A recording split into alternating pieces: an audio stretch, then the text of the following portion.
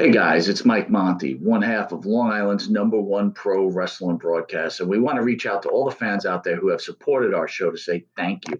Thank you for making 2021 one of our best years. And one of our best years was because of Anchor. Anchor, the way that you can have your voice heard. You can be just like us. Record your own podcast. Use the Anchor tools to edit your podcast. Use it on a phone. Use it on your computer. It's everything you need to make a podcast in one place. And best of all with Anchor, they're totally free. So be just like Long Island's #1 pro wrestling broadcast, Monty and the Pharaoh. We're looking together for a great 2022. We've got huge guests coming on board. Oh, yeah. You probably wonder why Jimmy's not here right now. Well, he's prepping for one of the best interviews we're about to have, and we're going to surprise someone with. So hang aboard with us, and don't forget, be like us and use Anchor. Today on Wrestling Rewind, we are going to be focusing on female professional wrestler Mildred Burke. As you can see here, Mildred Burke is considered to have been one of the strongest female competitors to ever participate in professional wrestling.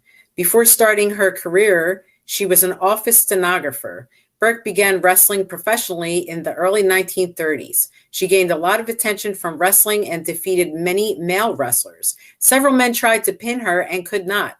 Women who wrestled or tried to wrestle her were even less successful. Burke became the women's world champion soon after she began her wrestling career. It was a title she kept for nearly 2 decades. She was the first women's champion in the United States to hold the title for more than 15 years. Her early years, Mildred Bliss, was born in Coffeyville, Kansas on August 5th, 1915. She was the youngest of 6 children. At the age of 15, she started working with Zuni Indian reservations as a waitress. When she was 17, her boyfriend asked her to marry him. As she agreed, the first wrestling match she ever saw was in Kansas City. This was when she was able to meet Missouri State wrestling champion named Billy Wolf. At the time of seeing her first wrestling match, she was pregnant and had been married for 3 years. Wolf would eventually become her second husband, as well as wrestling coach and manager. And there goes a strong picture of Mildred Burke from the 1930s.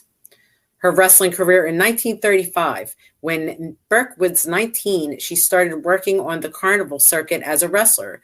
A reward of $25 was offered to any man of similar weight to wrestle Burke and try to pin her within a 10-minute time period. There was no man who was able to earn the $25. The carnival work didn't pay much, and she got a job working in an office as a stenographer.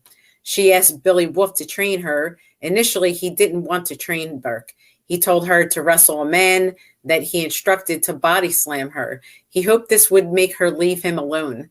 The man did, and then Burke came back and body slammed him. Wolf then agreed to train Burke for professional wrestling. And there's Billy Wolf. So Burke wrestled more than 200 men during the 1930s. She won every match except for one of them. Billy Wolf was making a significant amount of money promoting women's wrestling. When he was on the road with the woman and he trained and managed, Wolf developed a reputation as a womanizer.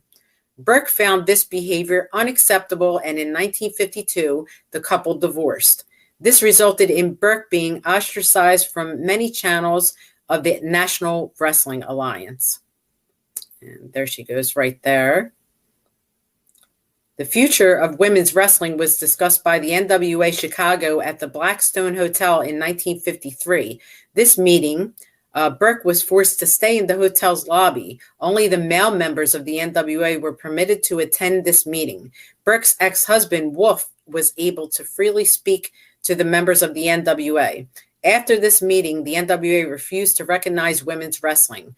Women were banned from the annual NWA conferences. This decreased the value of women's wrestling in professional wrestling.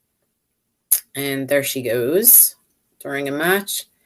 Her career achievements. In 1936, Burke won the Midwest Wrestling Association tournament. This gave her the first women's title. She successfully defended the world title in 1937 by defeating female wrestler Clara Mortensen.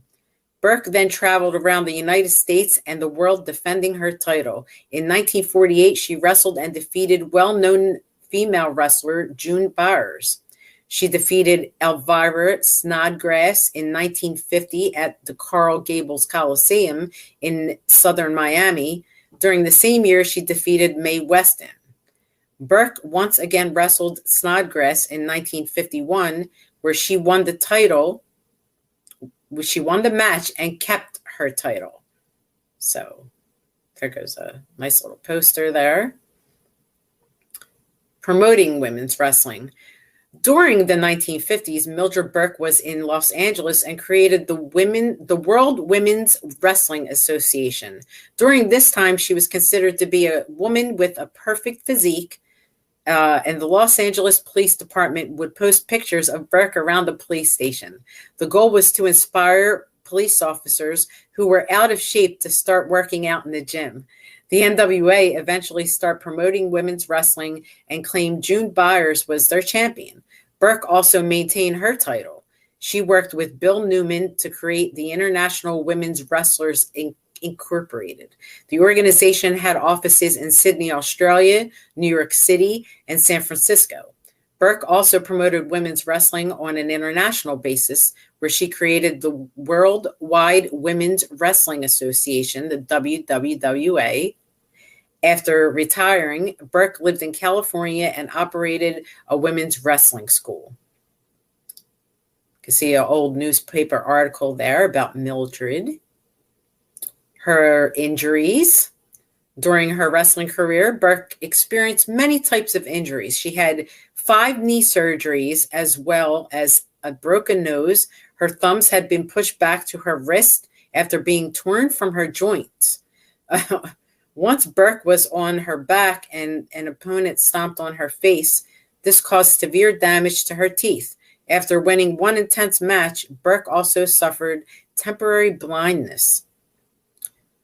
Her signature move was called the alligator clutch. Burke credited this move for her success with wrestling.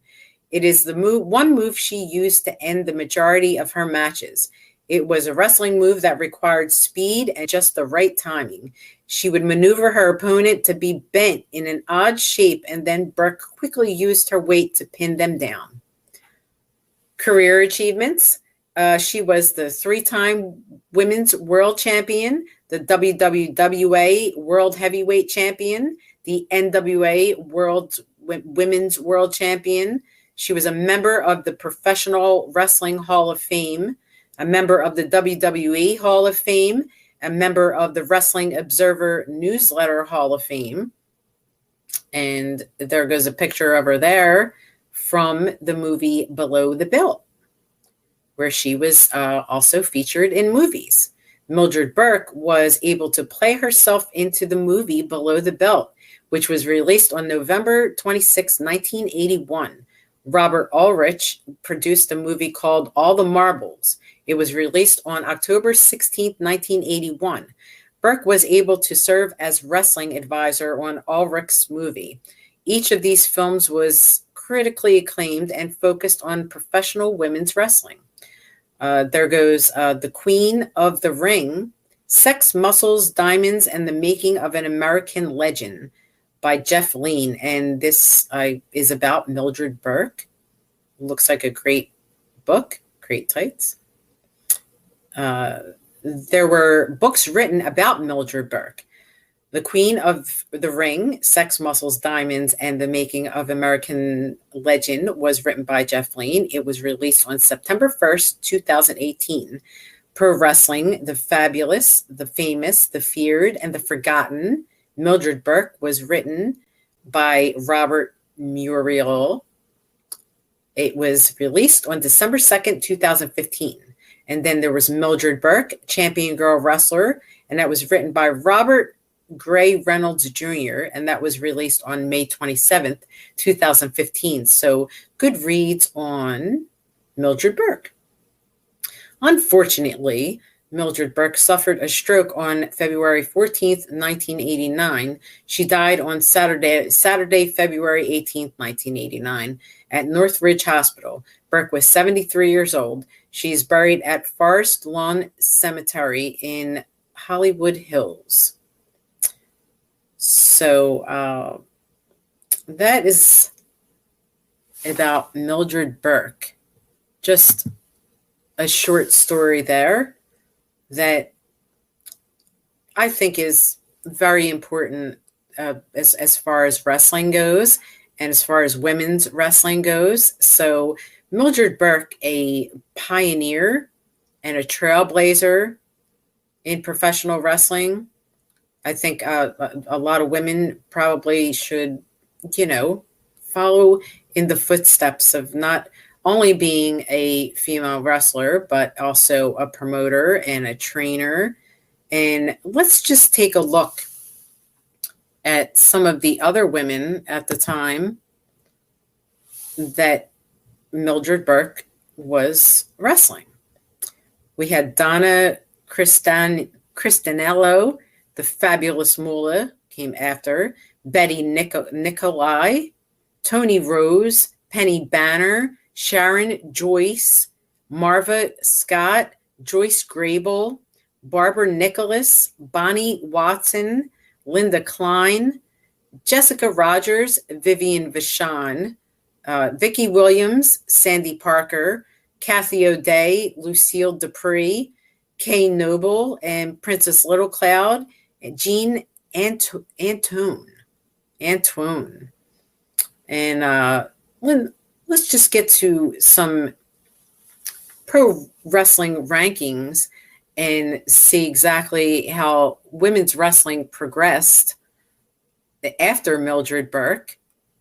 And then into the 70s, we had women such as Donna Cristanello, Fabulous Moolah, Betty Nicolai, Tony Rose, Penny Banner, Sharon Joyce, Marva Scott, Joyce Grable, Barbara Nicholas, Bonnie Watson, Linda Klein, Jessica Rogers, Vivian Vashon, Vicki Williams, Sandy Parker, Kathy O'Day, Lucille Dupree, Kay Noble, Princess Little Cloud, Jean Antoine. Let's see. Fabulous Moolah was pretty much the champion everywhere. Vivian Vashon was AWA world champion in most places. And then moving on to the 1972, we had again Fabulous Moolah as the champion, and newer girls like Ann Casey and Natasha, Debbie Johnson, and Paula Steele joined the roster in 72. Let's see, Vicki Williams joined the roster, Peggy Patterson, Joyce Becker, Debbie Johnson, and Susan Green. And then in 73, let's see, Lily Thompson joined the ranks. Marie Laverne joined the ranks. Sandy Parker won the WWWA World Champion in Japan. Then Paula Kay joined the ranks. Linda Klein, Dottie Downs, Kay Noble, Vicki Williams, Sue Britton, Ko Aiko, Joyce Grable, Lucille Dupree, and Penny Banner all joined the ranks in 72. Then in 73, let me see, any newcomers in 73? Only Susan Green. Okay, she was already there. 73, 74. Let's see. Marie Levin. Okay, same one. Okay. Jan Sheridan was new in 74. Let's see. Just go year by year and see who was new. Lucille Dupree, Mary Jane Mull, Cora Combs, Princess War Cloud. That was in 74. So those were the newer women of 74. And then in 75, we had the debut of Daisy May. Susan Green, Peggy Patterson, 75. Let's see, not Well, a few women, not a whole lot. 75 also brought in Barbie Doll and Lisa Raymond. I think that's supposed to be Lisa Raymond, Lily Thomas, and let's see, Ann Casey, Vicki Williams, Daisy May, which we covered her, Leilani Kai making her debut, Bella Starr, and Sheila Shepherd. In 1976, the women, let's see, no newer women, Dottie Downs, 1976. Belle Starr was new in 1976. Kitty Adams was a new girl, and they wrestled, looks like Leilani Kai a lot. Let's see, Vivian St. John was new in 1977, and Casey was the United States champion. Vicki Williams, Sue Green, Dottie Downs, Tony Rose, Vivian St. John, Belle Starr, she was new, and Kitty Adams, I guess, had debuted in that year. In 1977, let's see, new girls debuting? Nope. 78, no girls in 78 listed. 79. All right, the women for 79. The only new one was Mary Jane Mull. Really, we don't see a whole lot of. Just going through the list here. Most hated, and then actually by 79, I think they stopped even giving results for the women. So, there were only so many women available to cover. So we're going to get in now to vintage women's wrestling of the 70s, 80s, and 90s. So the history in brief with this one is in the 50s, women's wrestling had lots of crowds, but especially Mildred Burke, who we just spoke of, who is very hardworking. She thought of herself as an athlete more than an entertainer, and she wanted to make sure that women she was in the ring with made everything look good too. She insisted on you having to be in the right shape. You have to know what you're doing. You can't just be untrained, a pretty person out in the ring. They insisted that the fans might be interested in the idea of seeing a women's match, but they'll really be won over if the women can actually outperform the men. So that's why what they tried to do. They tried a lot of times to do a lot of moves that were flashier and bigger than the men were doing, more acrobatic moves, because basically they were trying to impress every time they went out, and the guys were just doing another show on the circuit. So they, in the 50s, it was a novelty. In the 60s and so forth, there's a bit of a downslide. The wrestler, trainer, and promoter Fabulous Moolah took over, and she would only book women that she trained, and she would charge them a stipend and a booking fee for all of her matches. And a lot of times she would have them move onto her compound in South Carolina and charge them rent. So these women were working for Moolah in the 60s, 70s, and in the early 80s, might have been only bringing home 40 to 50% of what they earned because Moolah was taking everything off the top. But they had no other alternatives. She was the only game in town. Things changed a little bit in the 1980s. If you remember the Rock and Roll Connection with MTV starting out, the first thing MTV really focused on was women's wrestling matches. It was the Fabulous Moolah who was by this point in her late 50s against Wendy Richter. And Wendy Richter was managed by Cyndi Lauper, who just had Girls Just Want to Have Fun and a very big name on MTV. So they aired the match and it got huge ratings, and that led to the first Wrestlemania. So the very first Wrestlemania was started by the Fabulous Moolah and Wendy Richter. That was a definite high point for women's wrestling. Less than a year later, Wendy Richter was not getting paid the royalties she thought she deserved and left the WWF and jumped into Glow. We have a great collection here that we're going to go through for vintage women's wrestling superstars, 1980s and 90s. So let's go on and get right into it. Here goes the fabulous Moolah, who made her wrestling debut in 1949 and wrestled her last match in 2003. She was synonymous with women's wrestling throughout her career. The first of her 4 official reigns as women's champion began in 1956 and is billed as having lasted 28 years. She actually lost and regained the title numerous times during that span. Moolah won the championship for the final time in 1999 at 76, easily making her the oldest WWE Women's Champion ever.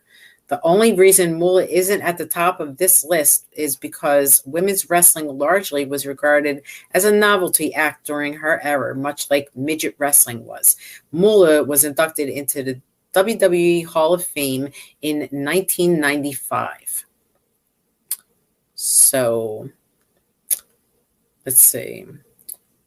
Lillian Ellison was her real name, but Billy Wolf renamed her Fabulous Moolah because she always fought like it was a money match.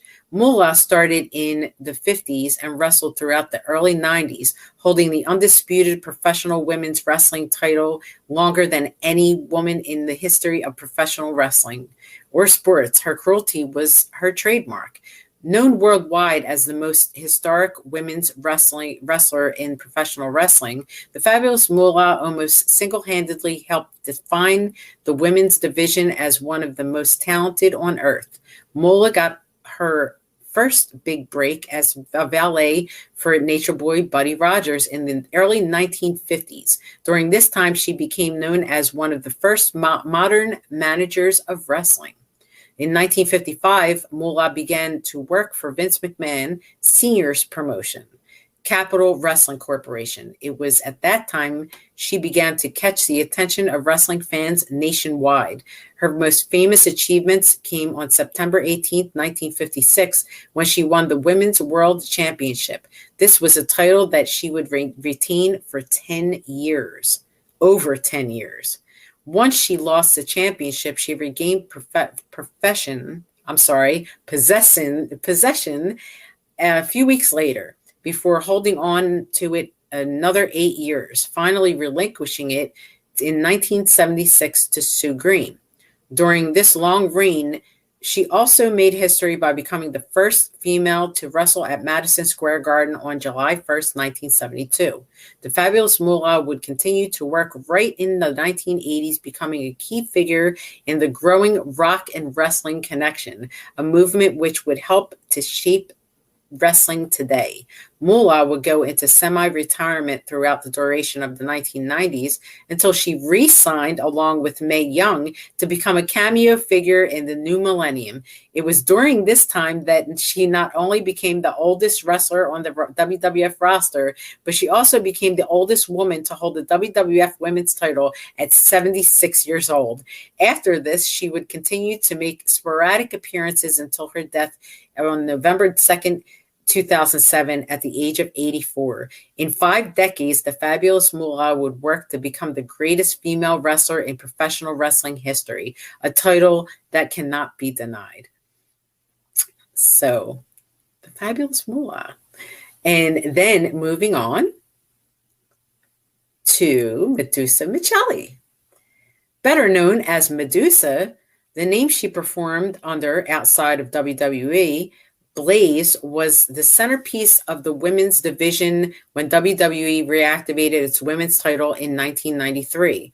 Blaze, who employed an athletic, hard-hitting in-ring style, held the WWE Women's Championship 3 times between December 1993 and December 1995. During that time, she had a memorable title program with legendary Japanese star Bull Nakano. In an infamous moment during the Monday Night War, Blaze's finale, she took the title reign in WWE ended when she showed up on WCW Nitro and dropped the WWE Championship belt into the trash can. Blaze was inducted into the WWE Hall of Fame in 2015, even after dumping the title in the trash can. So great for Medusa. And there's another cute shot of Medusa Micelli. Alundra Blaze, or AKA Medusa Micelli, born Deborah Ann Micelli in 1964. She's a former professional wrestler. She's best known under her ring names Medusa, shorthand for Made in the USA, or Alundra Blaze. Her early career was spent in the American Wrestling Association, where she held the AWA World Women's Championship one time. In 1988, Micelli was also the first woman to be awarded Pro Wrestling Illustrated's Rookie of the Year.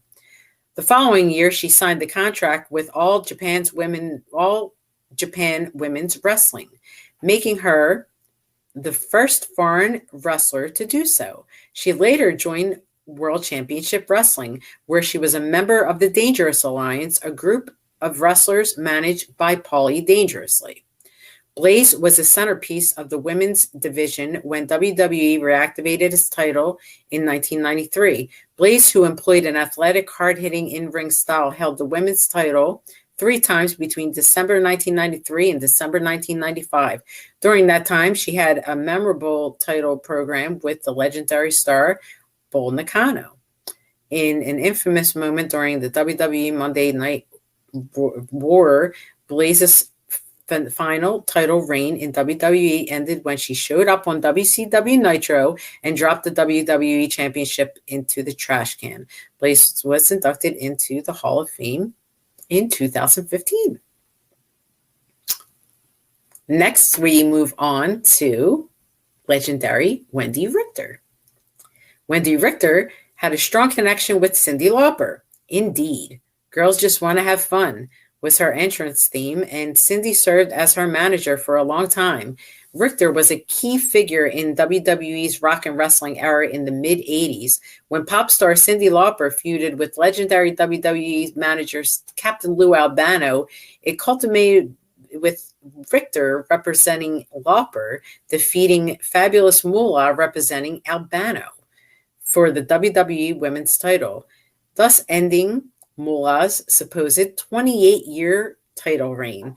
In the match billed as The Brawl to End It All, that was televised live on MTV in 1984. Richter became a 2-time champion when she regained the title from Leilani Kai at the first Wrestlemania in 1985.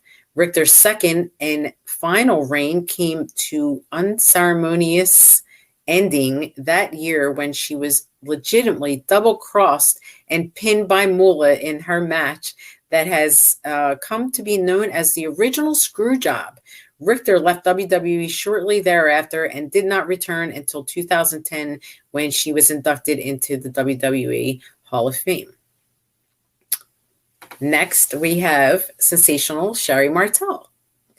While Sherry managed the likes of Ric Flair, Randy Savage, the $1 Million Man Ted DiBiase, and Shawn Michaels, she was also a superb wrestler.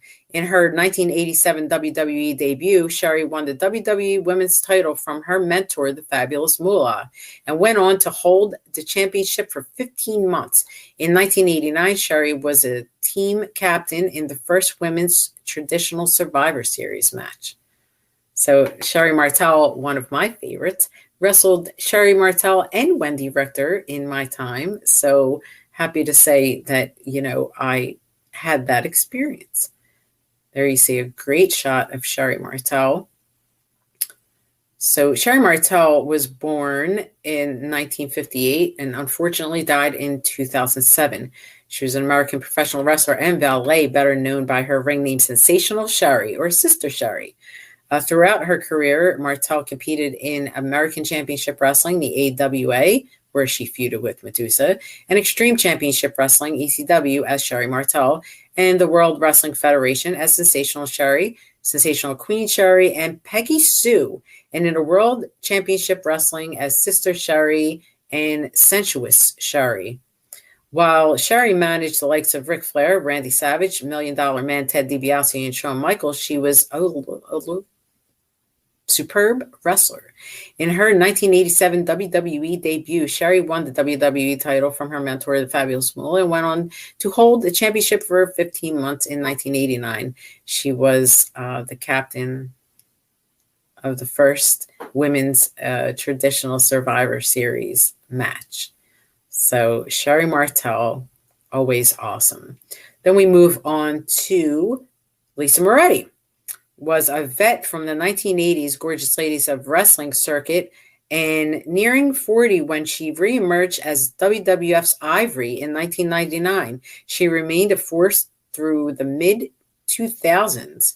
Keiko Nakano, as also known as Bull Nakano, the Fierce Nakano, first made her in-ring native Japan before tearing through the WWF competition in the mid-1990s and defeated Alundra Blaze for the WWF Women's Championship. Let's see what's on. I think it was Tina Moretti. I think I said Lisa Moretti, but I think it was Tina Moretti. I could be wrong, but this will tell us. All right. Tina Moretti. There you go. And let's see this beautiful picture of Tina Moretti. Lisa Tina Moretti, born 1961, is an American professional wrestler. Began her career in Gorgeous Ladies of Wrestling promotion, where she wrestled as Tina Ferrari from the mid to late 1980s. She then debuted in the World Wrestling Federation in 1999 as a manager for the team of Mark Henry and D'Lo Brown. She won the WWE Women's Championship twice before becoming a part of the Right to Censor group, an alliance of wrestlers with conservative views, and winning the title for a third time. Moretti was a vet of the 1980s Gorgeous Ladies of Wrestling circuit and nearing 40 when she reemerged as WWF's Ivory in 1999. She remained a force throughout the mid-2000s, wrestling Bull Nakano. The Fierce Nakano first made her name in her native Japan before tearing through WWF in the mid-1990s, defeating Alundra Blaze for the WWF Women's title. So Tina Moretti. And then we move on to Bertha Faye. She took Alundra Blaze's WWF title at 1995 SummerSlam. Let's see. They're trying to make us guess who it is, but we know Bertha Faye. And Bertha Faye, also known as Monster Ripper. Oh, she was young and small back then. Rhonda Singh, a classic woman wrestler from Canada and trained by Mildred Burke and debuted in the late 1979.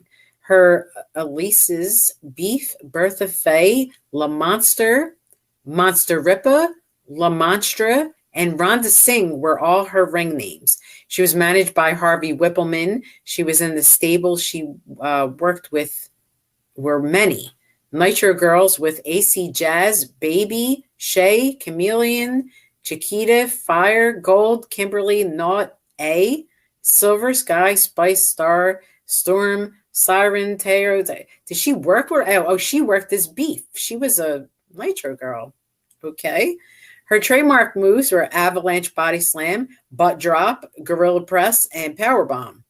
Finishing moves were the Big Splash and the Sit-Down Powerbomb, the Big Bertha Bomb. Oh, Big Bertha.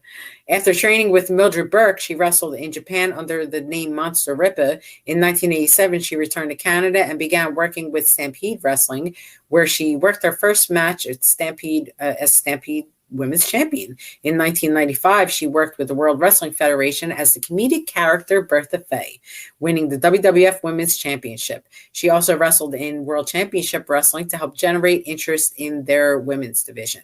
In 1995, Singh was contracted by WWF to help their fledgling women's division. She however, was repackaged as Bertha Faye, a comedic character who lived in a trailer park and dated Harvey Whippleman. WWF management originally wanted her to have an on-screen feud with Bull Nakano, but there was a change of plans after Nakano was charged with cocaine possession. Singh made her WWF debut on the April 3rd, 1995 episode of Monday Night Raw, participating in a sneak attack on Alundra Blaze, making it appear as if Blaze's nose had been broken at SummerSlam. Faye defeated Blaze for the WWF Women's Championship and held the title until October 23rd, 1995, airing of Monday Night Raw, where Alundra Blaze regained the title. Fan interest in women's wrestling sunk once again as the year closed, and Singh tired of working there. Moreover, Faye was frustrated with her gimmick, and WWF management asked her to not perform the same power moves as the male wrestlers. So instead, Faye was forced to act as comic relief. After a year with the company, Singh asked for a release from her contract. She briefly returned to Japan, but did not like the new system, which did not guarantee payouts. In the late 1999 and early 2000s, she worked with World Championship Wrestling briefly and appeared on several telecasts to help generate interest in women's wrestling division. And she was also a contender for both the WCW Cruiserweight Championship and the WCW Hardcore Championship. In addition to competing in matches using her Sting and Monster Ripper gimmicks, she also made a couple of appearances with the Nitro Girl dance troupe as Nitro Girl Beef as a comedic relief. So let's see. Yeah, this is okay. Their title history was pretty long. She had the WWA Japan World Singles title, defeating Jackie Sato in 1979, WWA title in 1980, the Stampede Women's title, defeating Wendy Richter in 87, the WWC World Wrestling Council, defeating Wendy Richter in Puerto Rico in 1987, and again in 1990, defeating Candy Devine for the WWC title. WWC title again in 1990, defeating Sasha. WWC title she held again in 1991, and again in 1991, defeating Candy Devine. WWA defeating Lola Gonzalez in 1991. And the WWF Women's title, defeating Alundra Blaze in 1995.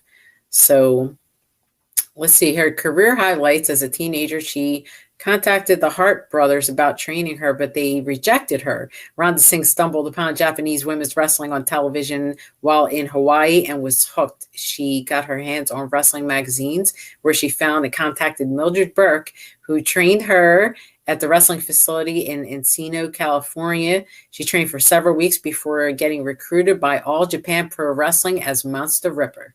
She was given the name Monster Ripper, which she used until 1995 when she joined WWF. In 1979, her and Komini debuted in Japan and defeated the beauty pair Jackie Sato and Maki Udo. Let's see, she was the WWA Women's World Champion, defeated Jackie Sato in 1979. And wow, there is a lot. She worked for Stu Hart in Stampede. She traveled to Mexico and Japan. She was, wow. She Monster Ripper was all over the place. This Bertha Faye, you know her as WWF's Bertha Faye, but she was so much more than that before then. Let's see, in May 10th, 2000, Rhonda Singh defeated Elizabeth by disqualification. Miss Elizabeth. So that was her retirement match. And then she passed away at the age of 40. I would figure she would have been a lot older than that, but I guess not. Then we move on to Susan Sexton, who was born in Perth, Australia. She was trained by Ali Musa, the Turk. Sexton went to the United States in 1975 and began working for Mildred Burke. After briefly working for Burke, she began working independent cards around the world. In 1989, she worked for American Wrestling Association. Susan Sexton was the reigning LPWA Women's Champion. recognized by WCW as world champion, Sue Sexton has relocated to Los Angeles, where she helps train new wrestlers and also has a writing career. Very interesting for Sue Sexton. Then we have one of my favorites, Luna Vashon. She was a playable character in the video game WWF Raw, the first woman American wrestler to be immortalized. Vashon knocked around for years before muscling into WWF and WCW in the 90s. Once she arrived, she mentored and rivaled Sable and did battle with Medusa Micelli, which was a great set of matches. Going to learn a little bit more about Luna Vashon. There she goes.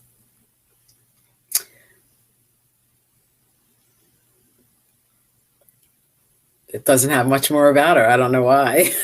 And then we move on to Debbie Combs. These are all women that I've wrestled, so I love reading about them. But let's see. We will go to Debbie Combs' profile and see all about her. Oh boy, the last match I had with her, it was the NWA title match for IWA Mid-South. And I got my hair stuck in a ring apron and pulled my hair out. But that's a whole other story. So Debbie Combs, there's a great shot of her there. And Debbie Combs is a professional wrestler better known as Debbie Combs. Worked in National Wrestling Alliance and is a former NWA Women's Heavyweight Champion. She originally won the title by battling in Honolulu, Hawaii in the spring of 1986. At some point, she was no longer recognized as the champion and defeated Penny Marshall to become the champion again in Kansas City, Missouri in 1987. The Kansas City promotion withdrew from the NWA in 1987 and closed in 1988. The NWA vacant Combs title and awarded Misty Blue Sims as the title. The NWA United States Women's Championship, a replacement of the prior NWA World Women's Championship held by Combs. That's confusing. Combs challenged Sims to a match at Delta Tiger Lily's card in 1989, but Sims was unable to accept due to an arm injury she had sustained. Sounded like somebody just might not wanted to lose their title. Okay, and then we have Leilani Kai. She battled Alundra Blaze for the WWF Women's title at WrestleMania 10. Seymour, another of Moolah's girls, was an old school pounder on one-time WWF Women's champ who endured. She was the only wrestler, man or woman, to appear on the first WrestleMania bill at End the 10th. She trained hundreds or women like Riptide, Bobcat, Molly McShane, Brandy Wine, Sweet Destiny, just to name a few. Okay. And then we have Heidi Lee Morgan. Morgan began her career at the age of 10. She was named Daisy May at the time. She was a valet for her father, Les Morgan, and she was trained by the fabulous Moolah, Wolfgang von Heller, and Johnny Rodz. She battled Wendy Richter for the NWF Women's title in the first ever women's steel cage match in 1987. Morgan later held the LPWA Tag Team Championship with Misty Blue Sims and the WWA Ladies Championship during her career.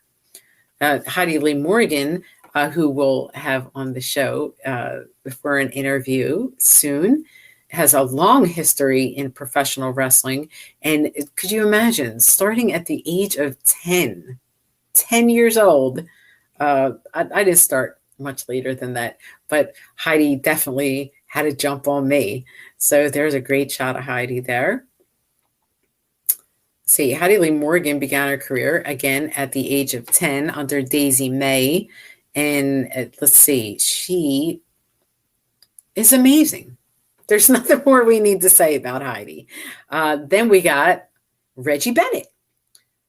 She began wrestling on the California independent circuit in 1986, primarily for Independent Wrestling Federation, where she won the promotion's women's championship 3 times. Soon after that, she was signed to Ladies Professional Wrestling Association, and Bennett signed with All Japan Women's Pro Wrestling in 1994 and competed there for several years and was a fan favorite. So let's see a little information about Reggie Bennett. She was huge and muscular and probably one of the strongest female wrestlers out there. And this was Reggie when she was very young. Very impressive. 5'8", 160 pounds. Reggie Bennett began wrestling on the California independent circuit in 1986, and she was signed to LPWA and All Japan Women's Wrestling in 1984.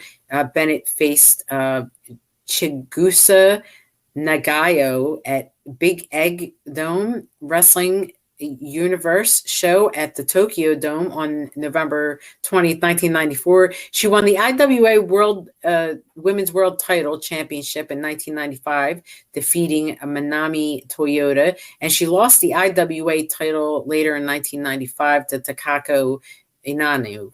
Bennett then went on to capture the All Pacific Championship by defeating Mariko Yoshida and then Koro Ito in a tournament on June 22nd, 1996. Although she would again lose her title to Iono, Reggie Bennett retired from professional wrestling in 2004. But she had a long and strong career. So Reggie Bennett, huge lady, trained, I believe, by the Malaikos over in Tampa, Florida. So check out Reggie Bennett, more of Reggie Bennett if you need.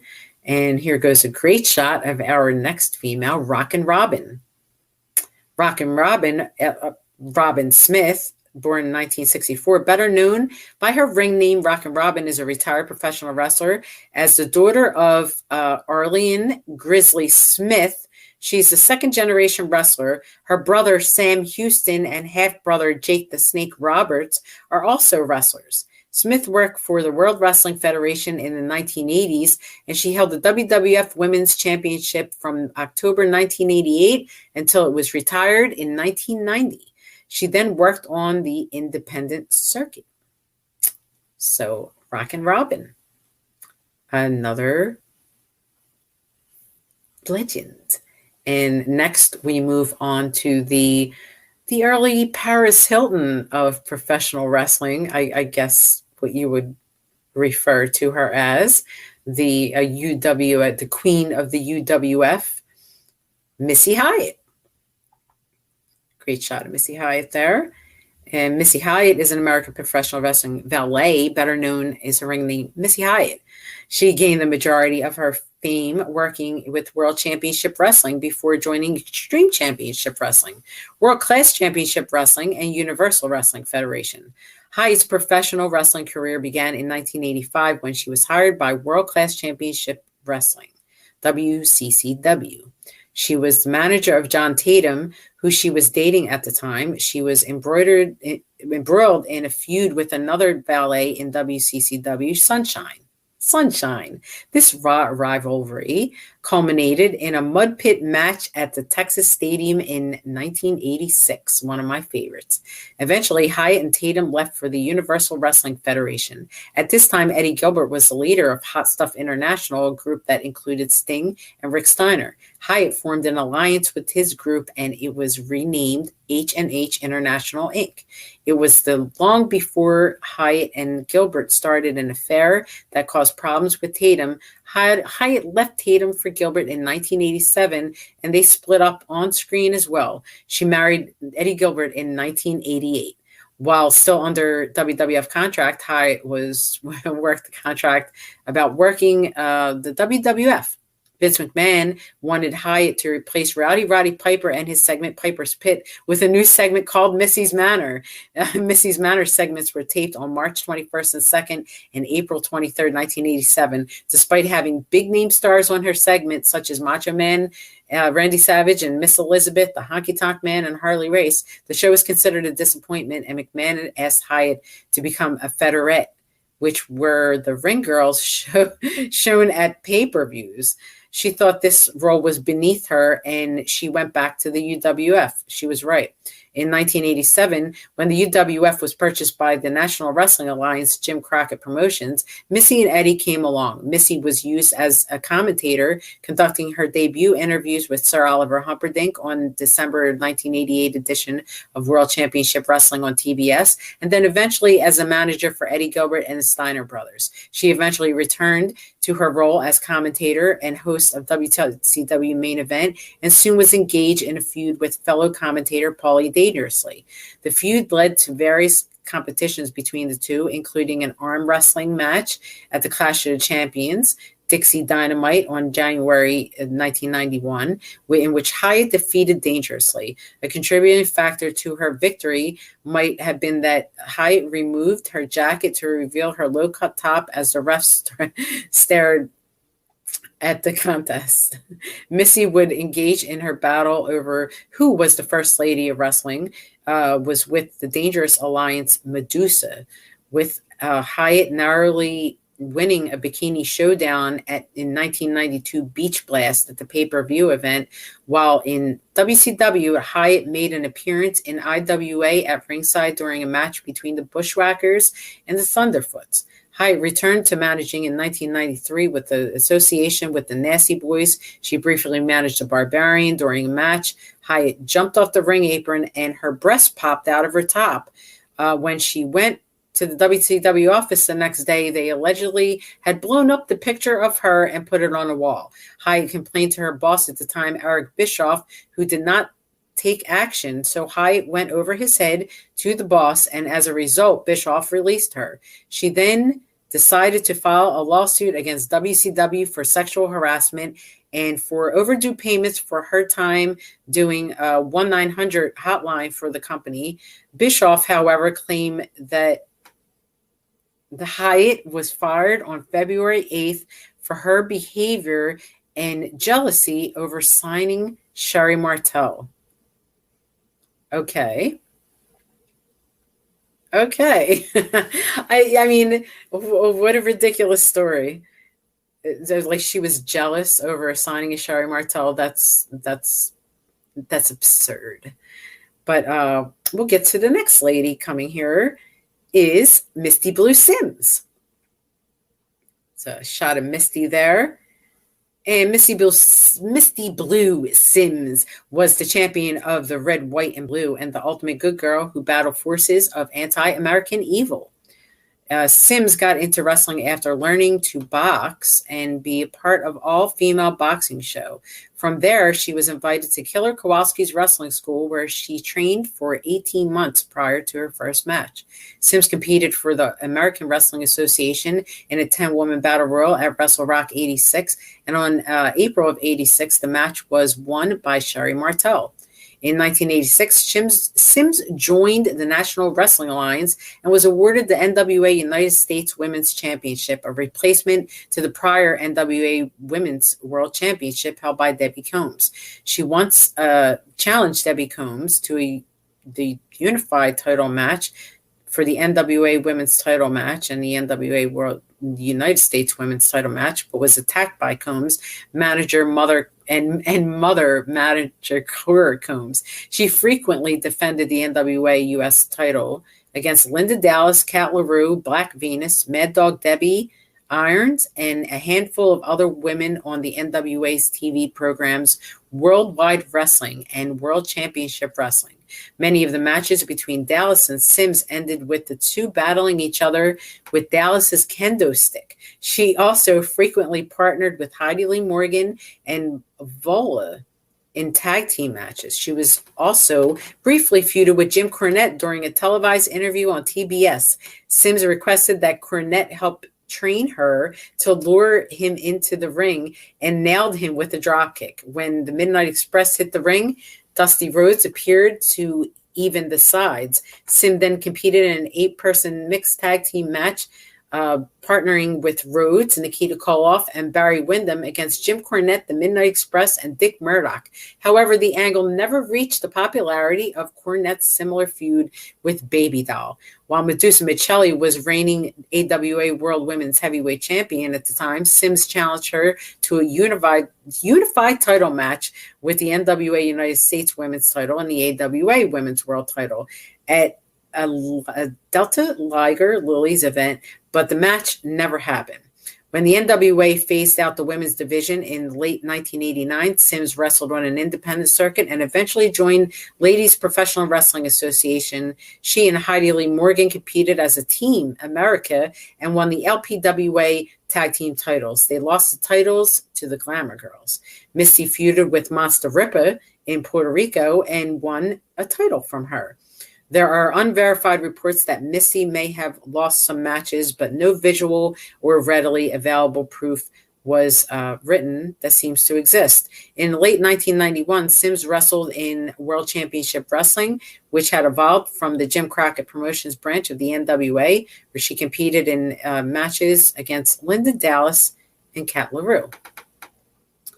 So there goes for Misty Blue Sims. I saw her wrestle Heidi Lee Morgan at an NWA show at the Civic Center in Philadelphia. It was actually one of the first live female wrestling matches that I had seen. Next, we have Miss Elizabeth. And she was American Professional Wrestling Manager, occasional professional wrestler, and a professional wrestling TV announcer. She gained international fame from 1985 to 1992 in the World Wrestling Federation and now WWE. Well, not now. And from 1996 to 2000 in the World Championship Wrestling. In her roles as manager to Macho Man Randy Savage, as well as others during that period. I believe she also managed the Four Horsemen in later times. And accompanying her was Nancy Benoit and Deborah McMichael, or I believe, Ric Flair and all those people she managed in WCW. So Miss Elizabeth, a little bit longer of a career than what I just read. Moving on to the next legends of ladies wrestling. It's going kind of slow. But I was never really a Miss Elizabeth sort of person, more of a Sunshine, Missy Hyatt, Dark Journey, which Dark Journey is not in this list, I don't think, and that's kind of disappointing. Next, we move on to Bambi, who was born as Selena Majors, better known by her stage name Bambi, American professional wrestler, debuted in 1986 working for David McLean. She competed in his nationally televised Professional Women's Wrestling League, Powerful Women of Wrestling, or POW, as Bambi. In 1987 and 1988, Bambi feuded with the AWA Women's World Champion Medusa Micelli. She also competed in a lingerie battle royal at the AWA Super Clash 3 pay-per-view in December of 1988. Bambi's arch rival was the aforementioned Medusa Micelli. Bambi lasted in wrestling biz longer than most of the ladies. She was still fighting in WOW in 2001. Wow. Wow. So, and then we have a list of other ladies here. Kat LaRue being one of them, who we had mentioned earlier as a regular opponent of Misty Blue Sims. And all this information taking a long time to come up. There goes Kat LaRue with the big strap. She was a professional wrestler built from New Orleans, Louisiana, and was one half of the Nasty Girls tag team with Linda Dallas. Kat LaRue made her debut in 1985 as a 16-year-old after training with Killer Kowalski at his school in Massachusetts. Kat began her career as Missy Blue Sims' tag team partner before turning against each other, joining former enemy Linda Dallas in Mad Dog Debbie's stable. The trio wrestled for many Northeastern independents, including IWF, ICW, USWF, NCW, and others. They got their big break when, alongside Missy Blue Sims, Heidi Lee Morgan, and Cookie Zula, they joined Jim Crockett Promotions and stayed there from 1987 until mid-1988. Upon leaving Jim Crockett Promotions, they returned to North Indy wrestling scene in 1989. Kat wrestled for Delta Tiger Lilies, Florida Championship Wrestling, and Joel Goodhart's TWA before joining Tor Berg's LPWA, teaming with Linda Dallas and as the Nasty Girls. The company went into hiatus in 1991, and the Nasty Girls returned to the East Indy scene. Kat retired in the end of 1995. So, and then we're moving on to Linda Dallas. And there's a shot of the young Linda Dallas, wearing blue for a change. After training with Killer Kowalski, Linda began wrestling in the Northeastern New England independent wrestling scene. In 1985, she won the IWF women's title, defeating Lady Liberty, and lost the title to Misty Blue Sims after the two feuded for the title in World Class Wrestling Association, International Championship Wrestling, and Continental Wrestling Association, and the independent scene. Linda's big break came with Jim Crockett Promotion, and she became a fixture on NWA television and live events as a part of a faction led by her sister, Mad Dog Debbie Irons. The run, it concluded in 1988, and Linda and the company returned to the independents. Next stop was Delta Tiger Lilies in Vegas, Nevada, which was a precursor to the LPWA.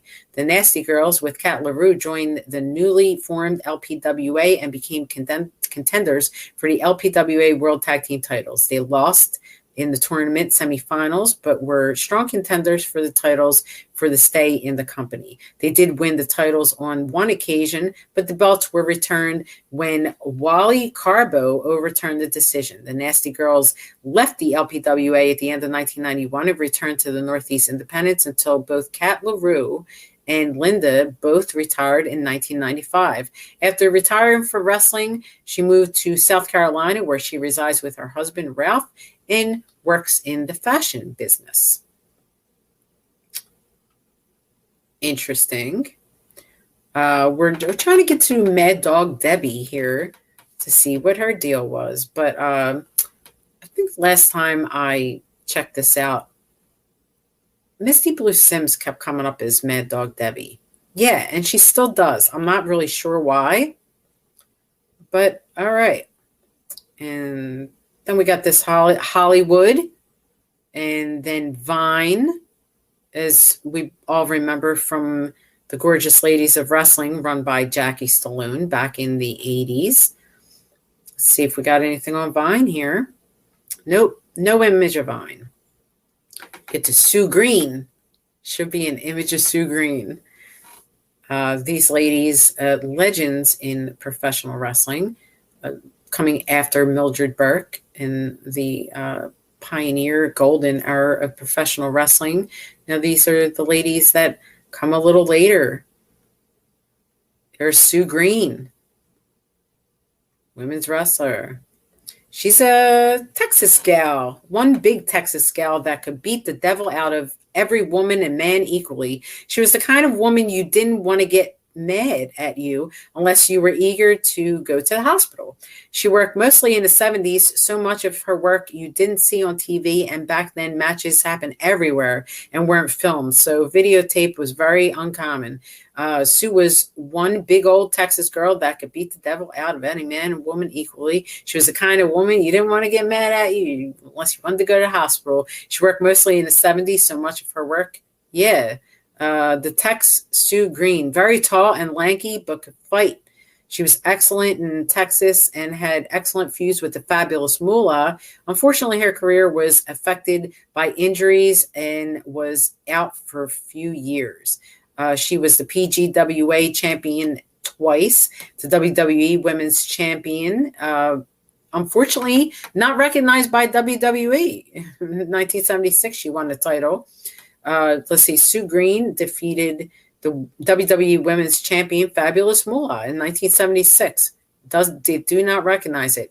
She was hospitalized in Columbia, South Carolina, and she was battling a staph infection or something.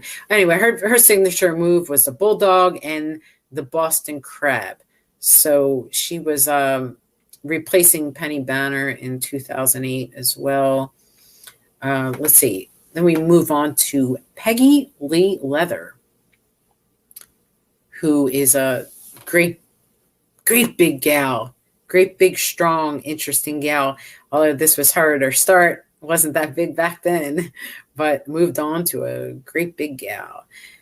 Let's see. Peggy Lee, also known as her stage name, Peggy Lee Leather, Lady X and Thug, is an American professional wrestler. She competed in Florida Championship Wrestling as Peggy Lee Pringle, the sister of Percy Pringle. She engaged in a feud with Mad Maxine, who had been battling Percy. She then began working for American Wrestling Association as Peggy Lee Leather and challenged Medusa Micelli for the AWA Women's World Heavyweight Championship.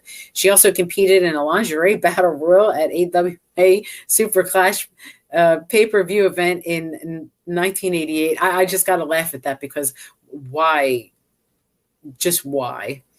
would they put her in a lingerie battle royal? I would love to turn back and see that one, though, to be honest with you. Moving on, our next lady of the evening, who's taking so long to come up, is Cheryl Lightning Russa. So 5'1", 110 pounds. Cheryl Lightning Russa is a very small package of dynamite, trained by legendary Jean LaBelle and ex-world champion Sue Sexton. Cheryl is a former Glow Girl and LPWA wrestler. She teamed up with Reggie Bennett, known as Little Mo, forming a tag team Locomotion, and has performed worldwide. Cheryl also partnered with Cindy Paradise together in a tag team, the Mighty Mites. She is also accomplished and a hardworking stunt woman. Steel Kittens has her as all right. They got some videos of her. And then moving on to the next lady, the California Doll. Gotta love any dolls in wrestling, right? Doll. Oh, no image of the California Doll, but I think we all remember from Glow who she was. So no picture necessary, just visualize it. And the next lady we got coming up, unfortunately, she just passed away last week. Miss Candy Devine, who I also had the pleasure of wrestling several times. Born Candice Rummel, Candy Devine began her wrestling career by running a fan club for Lanny Poffo and working briefly as a ring card girl for ICW in Kentucky. Devine is best known for her time spent in American Wrestling Association, feuding with Sherry Martel. She held the AWA Women's Championship on 4 separate occasions, and she won a battle royal to fill a vacant title in 1984. Devine competed at AWA's Super Clash and wrestled Rock in 1986 and battled by the Bay and War in Windy City cards. Now, Candy competed in one of the first female thumbtack death matches with me in Cleveland, Ohio, for Cleveland All Pro Wrestling. So Candy, legendary, pioneer, and groundbreaker. Rest in peace, Candy.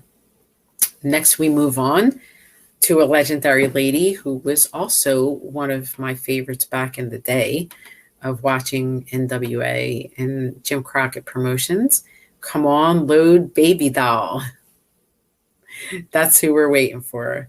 So, and as soon as I see her say her name, there she goes. Come on, Baby Doll. Nicola Roberts was the daughter of Nick Roberts and successful women wrestler Lorraine Johnson.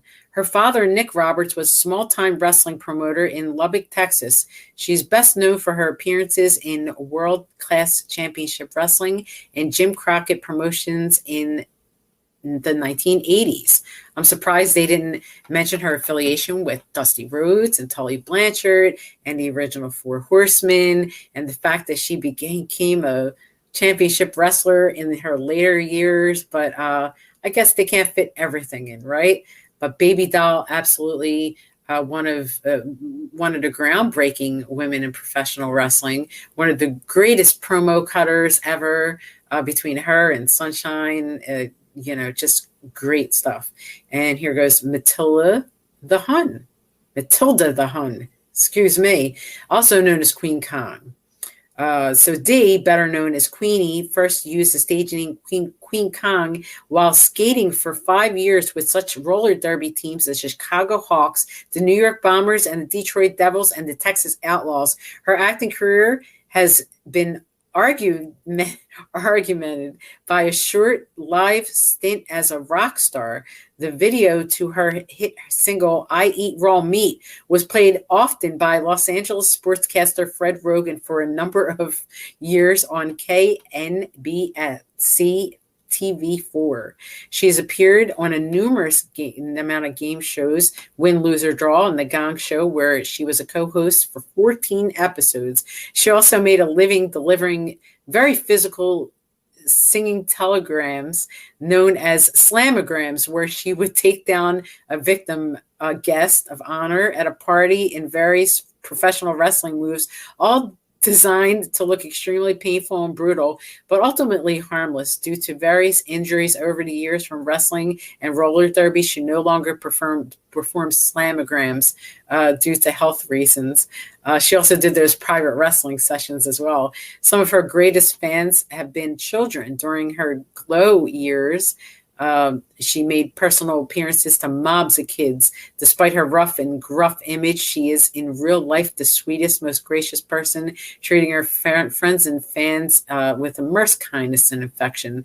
Matilda the Hun, a moniker, was given to her by Glow producers. It wasn't until the show was over for a number of years that she discovered that they had taken the name directly from a character played by Roberta Collins in 1957 Death Race 2000. Queenie was one in a million and an inspiration and a wonderful friend. Okay, Peggy Lee, definitely a legend, I would say. And next, we're moving on to Tina Ferrari,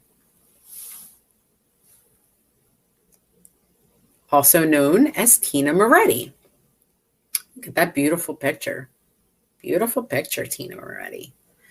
So Tina Moretti, Lisa Tina Moretti, was born in 1961, and she began her wrestling career in the Gorgeous Ladies of Professional Wrestling promotion, where she wrestled as Tina Ferrari from the mid to late 1980s, and then she debuted for WWF in 1999 as a manager for Mark Henry and D'Lo Brown. She won a WWE Women's Championship twice before becoming a part of Right to Censor, an alliance of wrestlers with conservative views, and winning the title for a third time. Moretti was a vet of the 1980s Gorgeous Ladies of Wrestling circuit, and near 40 when she reemerged as WWF's Ivory in 1999. She remains a force through the mid-2000s of Wrestling Bull Nakano. And Tina Moretti. I hope you've enjoyed this little education lesson on women's wrestling from the golden era, the pioneer era, and beyond, and see exactly what female wrestlers were, the encouragement and the outlook for the future of women's wrestling. So hopefully when you look at the women now, you can see a little bit of the past inside of them. So I hope you've enjoyed this episode of Wrestling Rewind. I am your host, Angel Amoroso, and I hope that you will come back every Sunday night on YouTube, on the Monty and the Pharaohs YouTube here. We have a good network going on. So please join me back for Wrestling Archives, Wrestling Roundtable, and Wrestling Rewind every Sunday at 7. Hope you've enjoyed the show. And as always, have a great night and a great life. Good night.